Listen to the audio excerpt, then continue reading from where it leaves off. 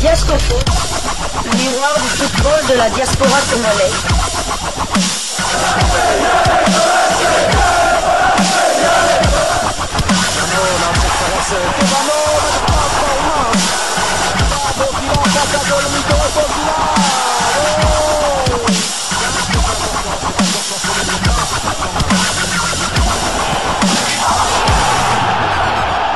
Diascofoot, le miroir du football de la diaspora congolaise. C'est l'heure de partager avec vous quelques news que nous avons pu récolter pour vous, des news concernant certains de nos internationaux ou des binationaux qui se sont illustrés dans leurs clubs respectifs. Et cela dans le cadre de cette première livraison sportive de ce mardi 27 mai 2025, une livraison qui nous conduit du côté de la Serbie. En Serbie, on jouait la dernière journée des playoffs de la Yelen Superliga et deux léopards de Sébastien Desabre non convoqués par ce dernier pour les prochains matchs. Nos léopards se sont affrontés et l'un a pris le dessus. Le Partizan de Belgrade recevait le FK Vojvodina et c'est Aldo Kalulu et ses coéquipiers qui se sont imposés à domicile sur le score de 3-2. Aldo Kalulu était titulaire avant d'être remplacé à la 73e minute. À noter qu'il s'agissait de sa deuxième titularisation consécutive, ce qui porte à 3077 minutes son temps de jeu sur les 4406 minutes possibles.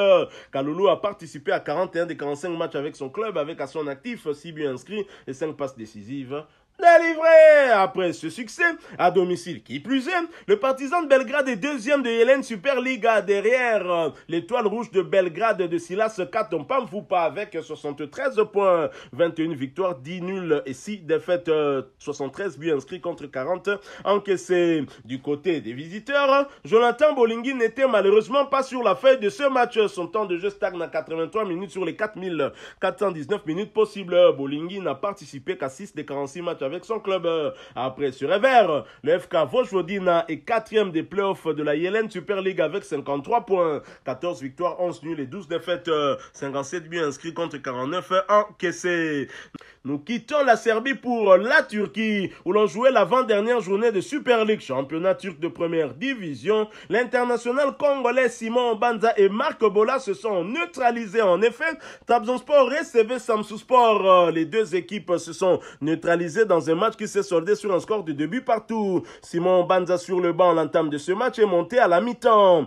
Son temps de jeu passe à 3122 minutes sur les 3812 minutes possibles. L'international congolais a participé à 36 des 39 matchs avec son club avec à son actif 22 buts inscrits et 6 passes décisives délivrées. Après ce nul, Trabzonspor est 7e de Super League avec 48 points, 12 victoires, 12 nuls et 11 défaites, 56 buts inscrits contre 45 encaissés. Prochain rendez-vous, ce sera pour le compte de la dernière journée et un déplacement sur le terrain d'Antalyaspor le dimanche prochain. Ce sera le 1er juin 2025. L'heure restant à définir. Du côté des visiteurs, le latéral gauche de Samsunspor, Marc Bola, a été bien évidemment titulaire avant de céder sa place à la 89e minute de jeu. À noter qu'il s'agissait de sa 5e titularisation consécutive, ce qui porte à 2807 minutes son temps de jeu sur les 3631 minutes possibles. Marc Bola a participé à 32 des 37 matchs avec son club avec à son actif un but inscrit et 4 passes décisives délivré. Pour rappel, Marco Bola reste bien évidemment éligible pour jouer avec les Léopards de la RDC. Et après ce partage à l'extérieur qui plus est, Samsunspor est 3e de Super League avec 61 points, 18 victoires, 7 nuls et 10 défaites, 53 buts inscrits contre 41 encaissés. Prochain rendez-vous, ce sera pour le compte de la dernière journée du même championnat et la réception de Kayserispor le dimanche prochain. Ce sera le 1er juin 2025. L'heure restant à définir. Nous restons toujours en Super League turque pour le compte de cette avant-dernière journée. Bodrumspor FK qui se déplaçait sur le terrain de Kayserispor a arraché le point du nul. Le match s'est soldé sur le score d'un but partout. Jonathan Okita, sur le banc à l'entame de ce match, est entré à la 88e minute. Son temps de jeu passe à 1163 minutes sur les 1967 minutes possibles. Il a participé à 19 des 20 matchs avec son club. Après ce partage, Bodrumspor est 17e de Super League avec 37 points, 9 victoires, 10 nuls et 16 défaites, 26 buts inscrits contre 39 encaissés. Prochain rendez-vous, ce sera pour le compte de la dernière journée et la réception de Beşiktaş d'Arthur Masuaku le dimanche 1er juin prochain. L'heure restant restant à définir. Puisqu'on parle de Masuaku, allons du côté de Beşiktaş pour le compte de cette avant-dernière journée. Arthur Masuaku décisif, mais son club s'incline à la maison. Beşiktaş recevait. Rizespor a été battu à domicile sur le score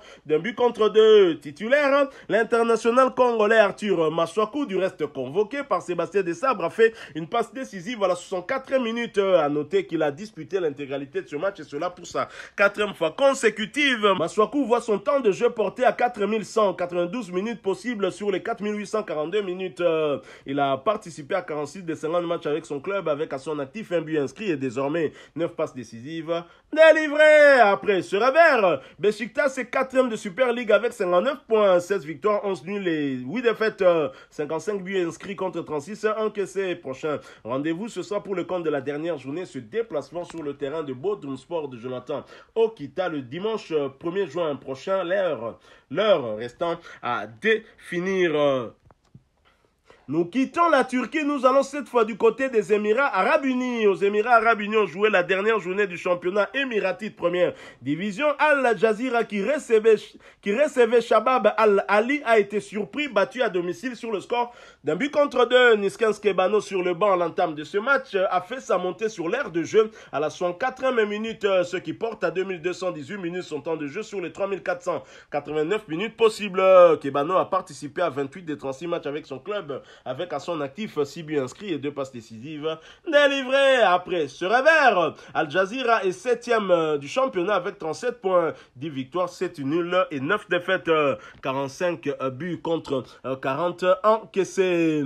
Voilà donc pratiquement dans tous les championnats on jouait les dernières journées, sauf en Turquie où il reste encore une journée pour Simon Banza d'améliorer peut-être son capital but, mais qui reste quand même un tout petit peu assuré de rester devant ses concurrents directs, notamment Afimi Kopouloulou qui a une longueur derrière lui, Yohan Wissa aussi qui a 20 buts, il reste Fiston Maël Kalala qui est encore en compétition et qui en est à 16 buts avec son club de Pyramide FC et qui pourrait donc mettre en danger le titre de soulier d'or congolais pour tous les internationaux congolais qui évoluent en dehors de la République démocratique du Congo. Félicitations à nos fauves. C'est pour cela que nous partageons avec vous ces tours d'horizon. C'est pour vous permettre de voir comment nos joueurs sont en train de se comporter, leurs performances, savoir leurs statistiques.